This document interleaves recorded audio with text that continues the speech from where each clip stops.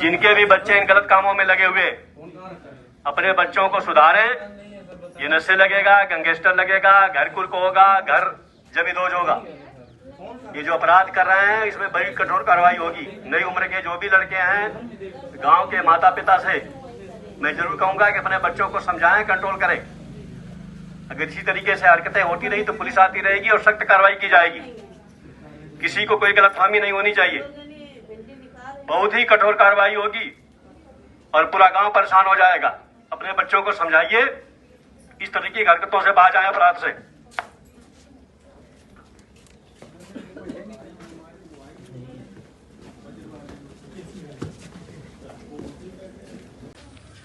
जो लोग किसी भी तरह का साइबर अपराध करेंगे उनके विरुद्ध कानूनी कार्रवाई की जाएगी और उनके सभी के घर गिराए जाएंगे और गैंगस्टर की कार्रवाई अमल में लाई जाएगी।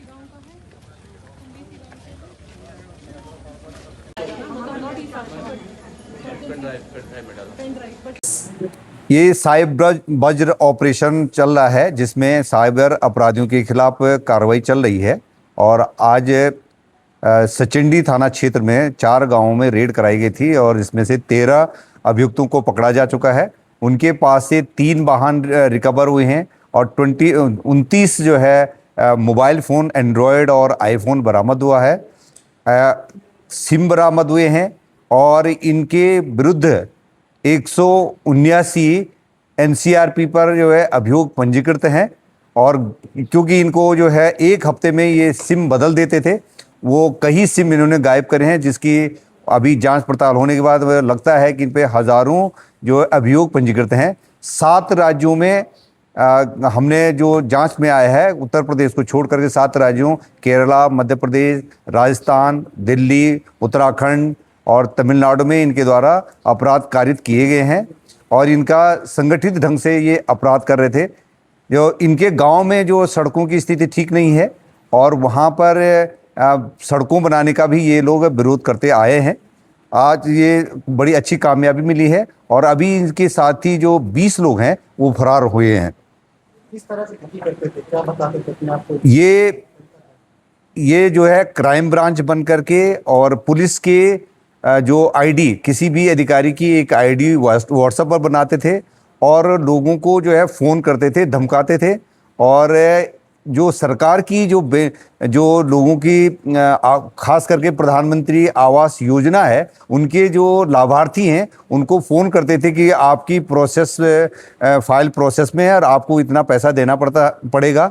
और ऑनलाइन ये जो है गेमिंग साइट से अपनी आईडी बनवा करके और क्यूआर कोड जनरेट करा करके जो विक्टिम है उस पर पैसा डलवाते थे और वो पैसा गेमिंग जो बोगस गेमिंग साइट्स हैं उनको भिजवाते थे। 30% वहाँ उसको पेमेंट देने के बाद से बाकी पैसा इनके पास आता था और जो जन सेवा केंद्र है या अन्य जगहों पर ये अपने आए क्यूआर कोड है उसके से पैसा कैश विड्रॉल करते थे या जो है म्यूल खातों में पैसा ट्रांसफ़र कराते थे।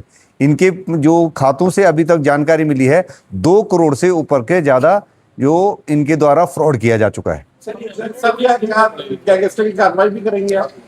ये ऑर्गेनाइज्ड क्राइम है और कई रिपीटर हैं, काफ़ी 4-5 सालों से इस धंधे में लिप्त हैं और अब हम शीघ्र ही ऑर्गेनाइज्ड क्राइम के तहत इनके खिलाफ कार्रवाई करेंगे और इनके द्वारा जो प्रॉपर्टी बनाई गई हैं, इनके घरों का जो है इन्होंने पक्के घरों को बनाया है और अपने पास गाड़ियां अपाचे और स्विफ्ट गाड़ियां 2 पहिया और 4 पहिया गाड़ियां इन्होंने रखी हैं। तो इन पे इनकी प्रॉपर्टी फॉरफिश करने के लिए गैंगस्टर के अंतर्गत कार्रवाई कराना।